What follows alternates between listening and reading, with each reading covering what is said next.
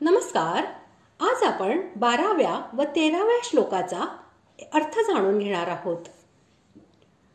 भगवंतांची विभूती आणि योग हे तत्वतः जाणणे हे भगवत प्राप्तीमध्ये मोठे सहाय्यक आहे असे समजून अर्जुन आता 7 श्लोकांमध्ये प्रथमतः भगवंतांची स्तुती करून त्यांची योग शक्ती आणि विभूती यांचे विस्ताराने वर्णन करण्याबद्दल भगवंतांना प्रार्थना करीत आहे. श्लोक 12. अर्जुन उवाच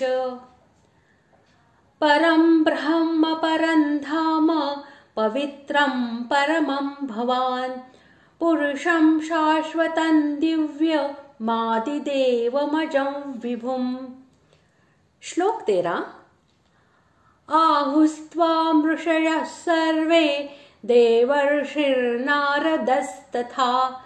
असितो देवलो व्यासः स्वयं चैव ब्रवीषि मे.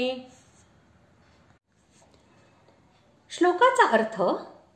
अर्जुन म्हणाला, आपण परमब्रह्म, परमधाम आणि परमपवित्र आहात, कारण आपल्याला सर्व ऋषीगण सनातन दिव्य पुरुष तसेच देवांचाही आदिदेव, अजन्मा आणि सर्वव्यापी म्हणतात. देवर्षी नारद, असित, देवल व महर्षी व्यासही तसेच सांगतात आणि आपणही मला तसेच सांगता. तुम्ही परब्रह्म, परमधाम आणि परमपवित्र आहात. याद्वारे अर्जुनाने असे दाखविले आहे की ज्या निर्गुण परमात्म्याला परब्रह्म असे म्हणतात ते तुमचेच स्वरूप आहे आणि तुमचे जे नित्यधाम आहे ते सुद्धा सच्चिदानंदमय, दिव्य आणि तुमच्याशी अभिन्न असल्यामुळे तुमचेच स्वरूप आहे.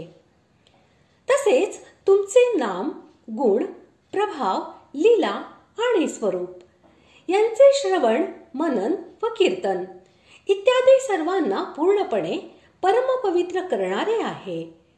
म्हणून तुम्ही परमपवित्र आहात. सर्वे या विशेषणासह ऋषय हे पद येथे मार्कंडेय, अंगिरा इत्यादी सर्व ऋषींचे वाचक आहे आणि अर्जुन आपल्या मान्यतेच्या समर्थनार्थ त्यांच्या म्हणण्याचे प्रमाण देत आहे.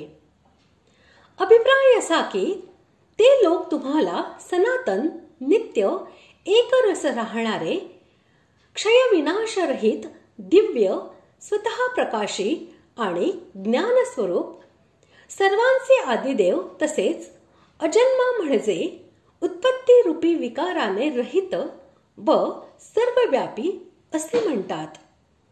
म्हणून तुम्ही परब्रह्म, परमधाम व परमपवित्र आहात, यात कोणतीही शंका नाही.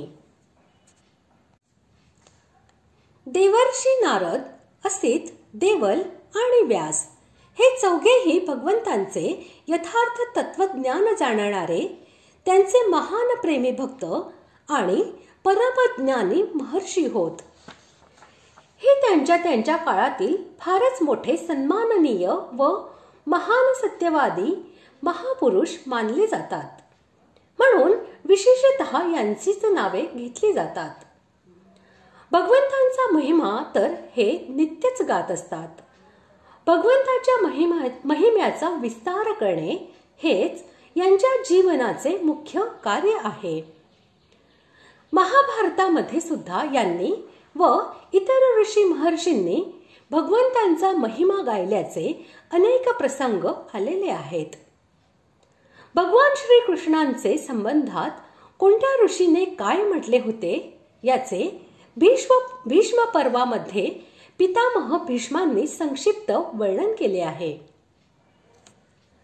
तुम्ही स्वतः सुद्धा मला म्हणत आहात असे म्हणून अर्जुनाने हे दाखविले आहे की फक्त वरील ऋषीच असे म्हणतात असे नव्हे, तर स्वतः तुम्हीही मला आपल्या अतुलनीय प्रभावासंबंधी यावेळीही सांगत आहात. तसेच म्हणून मी तुम्हाला प्रत्यक्ष परमेश्वर समजत आहे, हे बरोबरच आहे. अशा प्रकारे आज आपण 12व्या व 13व्या श्लोकाचा अर्थ जाणून घेतला.